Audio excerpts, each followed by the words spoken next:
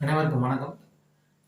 இன்னைக்கு நம்ம என்ன பேச போறோம்னா, தீபாவளி திருநாள். எல்லாரும் வந்து பட்டாசு வெடிச்சு முடிச்சு, தீபாவளி திருநாள முடிச்சு, இது அடுத்த நாள் நகர்ந்திருப்பீங்க. இந்த காணொளிய பார்க்கும்போது நீங்க தீபாவளி முடிஞ்சிருக்கும். முடிஞ்சு 1 நாள், 2 நாள் இருக்கும். இன்னைக்கு நம்ம என்ன பேசுறோம்னா, அந்த தீபாவளி திருநாளுக்கு முக்கியமான ஒரு விடயம்னா அது பட்டாசு. அந்த பட்டாசு தயாரிக்கக்கூடிய ஒரு முக்கியமான விடயம்னா அது சிவகாசி. அந்த சிவகாசியில இந்த பட்டாசு தொழில் எப்படி வந்துச்சு? எப்போ வந்துச்சு? அப்படின்னு சொல்லி நம்ம பார்க்க போறோம். சிவகாசியில வந்து பார்த்தீங்கன்னா, அதுக்கு முன்னாடி வந்து 1960க்கு முன்னாடிலாம் வந்து அ ஆடு, மாடு மேய்த்தல், விவசாயம் அப்படின்னு தான் தொழிலு. அந்த தொழில் நலிவடைஞ்சதுனால அடுத்த தொழிலுக்காண்டி அவங்களோட வாழ்வாதாரத்துக்காண்டி அடுத்த இடம் பெயர்றாங்க. இடம் பெயரும்போது பட்டாசு தொழில் அப்படிங்கிறது வந்து உள்ள வருது. 1960ல சிவகாசியில வந்து தொடங்கப்படுது. பட்டாசு தொழில், தீப்பெட்டி தொழில், அப்புறம் வந்து அச்சு தொழில் அப்படிங்கிறது இப்ப சிவகாசியோட முதன்மையான தொழிலா வந்து மாறி நிக்குது. இன்னைக்கு அவங்களோட வாழ்வாதாரமே அதான் இன்னைக்கு. அது அவங்களுக்கு நிக்கிற வாழ்வாதாரமே அதான் அப்படின்னு சொல்லி மக்களும் வந்து அடிப்படை தொழிலா ஆயிடுச்சு அது. அதுக்காண்டி தான் இன்னைக்கும் அவங்க வேலைக்கு போயிட்டு இருக்காங்க. ஆனா அத விருப்பப்பட்டு செய்றாங்களா அப்படின்னா இல்ல. அதுக்கான அந்த அவங்க வந்து அந்த வேலைக்காக வேற வழி இல்லாம அந்த வேலைகள் வந்து அவங்க செய்யறதுக்காண்டு தள்ளப்பட்டாங்க அப்படின்னு தான் சொல்லணும். நெறைய வெடி விபத்து ஏற்படுது. நெறைய வந்து உயிரிழப்புகள் ஏற்படுது. அது நெறைய அதுக்கான அம் சிரமங்கள் அந்த மக்களுக்கு இருக்கு. ஆனா அவங்க முதலாளிகள் வந்து முதலீடு செஞ்சிருந்தாலும், அந்த தொழில வந்து நேரடியா அவங்க செய்யறது வந்து அந்த மருந்து வாடையில செய்ற அந்த சாதாரண கூலி தொழிலாளிகள் தான் வந்து செய்றாங்க. நல்ல ஊதியம், நல்ல ஒரு போனஸ் அந்த மாரிலாம் குடுக்குறாங்க இருந்தாலுமே, அவங்களுக்கு வந்து வாழ்வாதாரம் வந்து ரொம்ப கடினமான விடயம் தான் அது. ஏன்னா, அவங்களுக்கு வந்து அந்த தொ விவசாய தொழில் இல்லாதனால தான். அந்த விவசாய தொழிலுக்கு வந்து அரசு வந்து நலிவடைஞ்சதுனால, அப்போ அதாவது 1969ல ஒரு திட்டம் கொண்டு வராங்க. அதான் அழகர் அணை திட்டம் அப்படின்னு சொல்லி கொண்டு வராங்க. இந்த திட்டம்னு பார்த்தீங்கன்னா, நம்ம ஸ்ரீவில்லிபுத்தூர்ல உள்ள அதாவது ஸ்ரீவில்லிபுத்தூர்ல உள்ள செம்புவத்தோப்பு அப்படின்னு மலைப்பகுதி இருக்கு பார்த்தீங்களா, அதுக்கு பின்னாடி உள்ள பகுதியில அந்த அணைய கட்டணும் அப்படின்னு சொல்லி திட்டம் போட்டிருக்காங்க. கிட்டத்தட்ட 30 டிஎம்சி தண்ணீர் வந்து அங்க தேக்கி வைக்கணும் அப்படின்னு சொல்லி திட்டம் இருக்கு. ஆனா காலப்போக்குல நிதி பற்றாக்குறை, அப்புறம் மத்திய அரசின் அனுமதி கிடைக்கவில்லை அப்படின்னு சொல்லி இந்த திட்டத்த வந்து கிடப்புல போட்டாங்க. 2018 வரைக்கும் இந்த கோரிக்கை வந்து கேட்டுட்டே இருந்தாங்க. ஆனா 2018 முடிஞ்சதுக்கு அப்புறம் இதுக்கு கிடப்புல போட்டாங்க. ஆனா புதிய கட்சிகளும் ஏற்கனவே உள்ள கட்சிகள்லாம் என்ன செய்யுது, ஒவ்வொரு தேர்தலுக்கும் கண்டிப்பா இந்த நம்ம சட்டமன்றத்துல வாக்கு கேட்கும்போது இந்த அணை திட்டத்த கண்டிப்பா நிறைவேற்றுவோம் அப்படின்னு சொல்லி கேட்கறாங்க. இந்த இதுக்கு இந்த திட்டம் வந்து கண்டிப்பா வந்துச்சுன்னா,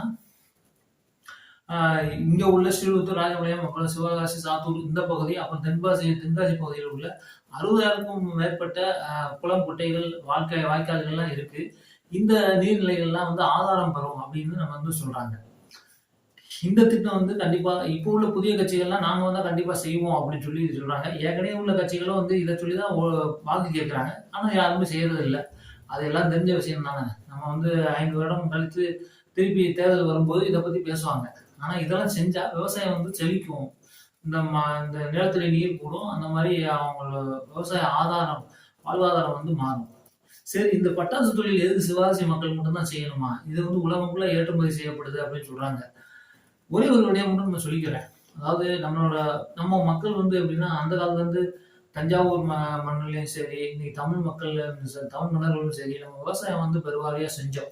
நாம வந்து உணவுக்கு உற்பத்தி செய்யக்கூடிய மூலப்பொருட்கள வந்து அ ஏற்றுமதி செய்வோமே. மற்ற இதெல்லாம் எதுக்கு? நம்ம இப்போ உள்ள நெறைய பேருக்கு விழிப்புணர்வு ஏற்படுத்தும் மாரி இந்த கார்லாம் எதுக்கு நம்ம தயாரிச்சுக்கிட்டு, அதெல்லாம் இறக்குமதி பண்ணிக்கிருவோம். நமக்கு தேவையான உணவுப் பொருட்கள் உற்பத்தி செய்வோம் அப்படின்னு நம்மளோட தொழிலே ஆடு மாடு மேய்த்தல் விவசாயம் தானே. அதனால அத நம்ம செஞ்சுட்டு, அதுக்கு நம்ம மிகுதியா செய்யும்போது நமக்கு தேவைக்கு போக மிச்சம் உள்ளத நம்ம ஏற்றுமதி செஞ்சுக்குவோம். மத்தபடி இந்த மகிழுந்து, கார் இந்த மாரி தொழிலும், அந்த பட்டாசு தொழிலும் பட்டாசுமே நம்ம வந்து மொத்தமே செய்ய வேண்டாம்னு சொல்லல. நமக்கு தேவையானத மட்டும் உற்பத்தி பண்ணிக்கிறோம். உலகத்துக்குலாம் எதுக்கு நம்ம இத உற்பத்தி பண்ணணும்னு எதுக்கு நமக்கு என்ன நேர்த்திக்கடனா? அவங்களுக்கு தேவையானத அவங்க செஞ்சுக்கிட்டோம். இது வந்து ஒவ்வொரு பொருளையும் அப்படித்தான். நம்ம வந்து எல்லாத்தையும் நம்ம தான் இந்த கார், இந்த மகிழுந்து தேவையான தேவைகள்லாம் பார்த்தீங்கன்னா, நம்ம உற்பத்தி பண்ணி வெளிநாடுகள்லாம் வந்து ஏற்றுமதி செய்றோம். அதுக்கு எத்தனையோ லிட்டர் நீர் வந்து வீணாகுது அப்படின்னு சொல்றாங்க. அதனால நான் என்ன சொல்றேன்னா, இது காரணம் என்னன்னா, நம்ம தீபாவளி எல்லாம் சிறப்பா கொண்டாடணும், நல்லா பண்ணணும். சரி நம்ம வந்து இனிப்பு உண்டு, ஏதோ ஒரு காரணத்துக்காண்டி கொண்டாடுறோம்னு வச்சுக்கோங்களேன். அது இன்னொரு நாள்ல நம்ம அத பத்தி பேசுவோம். ஆனா, இப்ப நம்மளோட தேவை என்னன்னா, நம்மளோட வருங்கால தலைமுறைகள் வந்து நல்லா வாழணும். மாசு இல்லாத ஒரு சுற்றுச்சூழலையும், ஒரு இருப்பிடத்தையும் நம்ம அந்த வருங்கால தலைமுறைக்கு வச்சுட்டு போகணும் அப்படிங்கிற இந்த ஒரு ஒரு எண்ணத்துல தான் நான் இந்த காணொலியை வந்து பண்றேன். அப்ப நம்ம வந்து இந்த பட்டாசுகள்லாம் இன்னைக்கெல்லாம் வந்து பாத்தீங்கன்னா ஒரு 2 நாட்களா பெருவாரியான பட்டாசுகள்னால நிறைய வந்து சுற்றுச்சூழல் மாசு அடையுது அப்படின்னு சொல்றாங்க. அதெல்லாம் இருக்கட்டும். ஆனா அந்த தொழிலாளர்கள் வந்து அதான் தொழில் அப்படிங்கும்போது அவங்களோட வாழ்வா சாவா அப்படிங்கிற ஒரு இதுல தான் வேலை பார்க்குறாங்க. நான் எதுக்கு இந்த அணை திட்டத்தை பத்தி சொன்னேன்னா, இதெல்லாம் வந்தா இங்க உள்ள விவசாயம் செழிக்கும். அப்ப இனிவரும் சேர்ந்த அரசும் மக்களும் என்ன செய்யணும்னா, நம்மள மாத்திக்கணும். அதாவது நமக்கு தேவையான அளவு மட்டும் உற்பத்தி பண்ணிக்கிட்டு, மத்தத உலக தேவைக்கு நீங்க பண்ணிக்கோங்க.